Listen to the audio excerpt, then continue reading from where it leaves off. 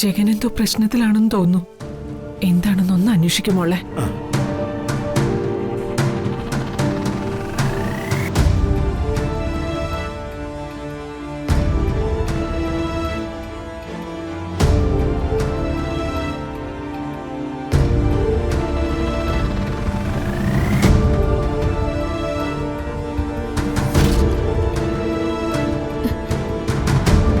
ജഗ, എന്തു പറ്റി? ഒന്നുമില്ല വന്ദനെ. ഒന്നുമില്ല, അതൊന്നുമല്ല. ഫോൺ വന്നപ്പോ ജഗന്റെ മുഖം വാടിയല്ലോ. അത് അമ്മ വിളിച്ചിട്ട് അച്ഛൻ ആകെ ടെൻഷനിലാണെന്ന് പറഞ്ഞു. അമ്മയെ കൊണ്ട് നിങ്ങളുടെ അപ്പച്ചി വിളിപ്പിച്ചതായിരിക്കോ? അന്ന് ഇതുപോലെ അച്ഛന് സുഖമില്ലാന്ന് പറഞ്ഞ് വിളിപ്പിച്ചത് ഓർമ്മയില്ലേ? ഇല്ല വന്ദനെ, ഇതങ്ങനെയാവും വഴിയില്ല. കേസ് ജയിക്കോ തോക്കുമെന്ന് അച്ഛന് നല്ല പേടിയുണ്ട്. അഴിമതി ആരോപണ കേസല്ലേ?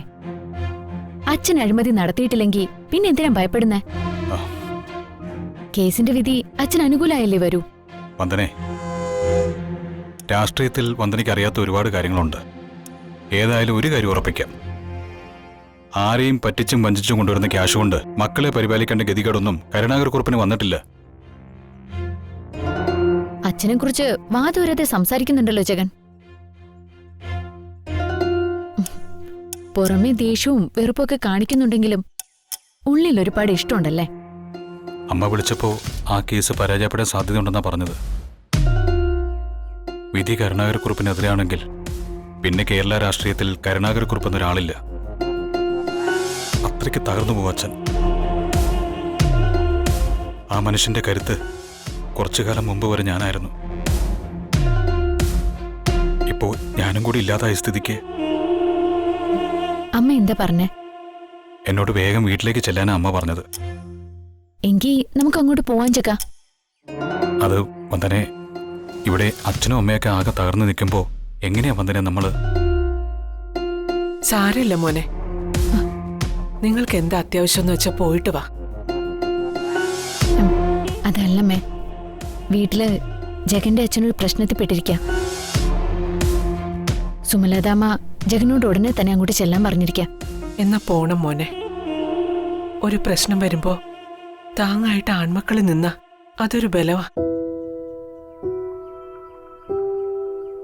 അത് കിട്ടാത്തവർക്കേ അതിന്റെ മൂല്യം മനസ്സിലാകൂ. ജീവിതം വഴിമുട്ടി നിന്ന് മാധവേട്ടനോട് ഒരു ജോലി വാങ്ങിക്കൊടുക്കാന്ന് മോൻ പറഞ്ഞില്ലേ? അതിലും വലിയൊരു ആശ്വാസം ആ മനുഷ്യന് വേറെ കിട്ടിക്കാണില്ല. ഇനി സമയം കളയണ്ട, ഇവിടുത്തെ കാര്യങ്ങളൊക്കെ അമ്മ നോക്കിക്കോളാം. നിങ്ങൾ എത്രയും വേഗം പോകാൻ നോക്ക്. അല്ല, അച്ഛനോട് വേണ്ട, ഇപ്പൊ ഒന്നും പറയാൻ നിൽക്കണ്ട.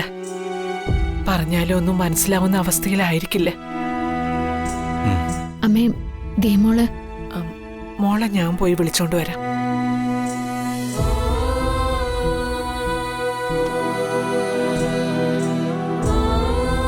അച്ഛന്റെ ഓട്ടോ കത്തിക്കാൻ മാത്രം അച്ഛനോട് ഇത്ര ദേഷ്യമുള്ള ആരാ ഉള്ളത്? കണ്ടുപിടിക്കാൻ വന്നനെ. അവൻ എന്റെ കയ്യിലെങ്ങനെ കിട്ടിയോണ്ടല്ലോ. മാനത്തെ കൊട്ടാ